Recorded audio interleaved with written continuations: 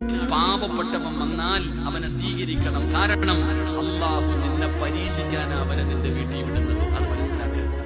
പാവപ്പെട്ടവരെ കാണുമ്പോ മഹാന്മാരായ മഹത്തുക്കളായ പണ്ഡിതന്മാര് അവര് പറയും മർഹബ, വാ വാ, സ്വീകരിക്കും. എനിക്ക് സ്വർഗം വാങ്ങിച്ചു തരാൻ വന്നവനെ വാ എന്ന് പറഞ്ഞ് സ്വീകരിക്കും. കാരണം അള്ളാഹ് നിനക്ക് പണം തന്നു. എന്തിന്? നിന്റെ തഴമ്പ് കണ്ടിട്ടോ, നിന്റെ തസ്ബീഹ് കണ്ടിട്ടോ, ഈമാൻ കണ്ടിട്ടോ അല്ല ആമിന നിനക്ക് സ്വർണം തന്നിരിക്കുന്നത്. നിനക്ക് കൊട്ടാരം തന്നത് നിന്നെ കണ്ടിട്ട, അല്ലെങ്കിൽ നിങ്ങളുടെ ആരുടെയെങ്കിലും ഈമാൻ കണ്ടിട്ട് അള്ളാഹ് തന്നെ അല്ല, നിന്നെ പരീക്ഷിക്കാൻ തന്നതാ. ലോകത്ത് നിന്നെ പരീക്ഷിക്കാൻ അള്ളാഹുവിന്റെ റസൂൽ സല്ലല്ലാഹു അലൈഹി വസല്ലം തങ്ങൾ പറഞ്ഞു, കള്ളിന് ലഹരിയുള്ളതുപോലെ പണത്തിന് ലഹരിയുണ്ട്. കള്ള് കുടിക്കുന്നവന്, കഞ്ചാവടിക്കുന്നവന് നാളെയും അടിക്കണമെന്നൊരു ആഗ്രഹമില്ലേ?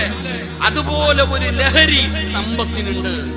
അതൊരിക്കലും ഒരു മനുഷ്യന്റെ ആഗ്രഹം തീർക്കൂല. അവന് വീണ്ടും വീണ്ടും വീണ്ടും വീണ്ടും വേണമെന്നുള്ള ചിന്തയാണ്. അതുകൊണ്ട് ഒരു പണം അല്ലാഹു നിനക്ക് തന്നിരിക്കുന്നത് നിന്നെ അളക്കാനാ, അതൊരു ടെസ്റ്റിംഗാ, അതൊരു പരീക്ഷണമാ. ആ പരീക്ഷണം അല്ലാഹു നിനക്ക് സമ്പത്ത് തന്നിട്ട് ഒരു പാവപ്പെട്ടവന് നിന്റെ മുമ്പിൽ കൊണ്ടുവന്ന് നിർത്തിയിട്ട് ചോദിക്കും തരാൻ. നീ കൊടുത്താൽ രക്ഷപ്പെടും, ഇല്ലെങ്കിൽ പരാജയപ്പെടും. അല്ലാഹു നമ്മളെ കാത്തിരക്ഷിക്കുമാറാകട്ടെ.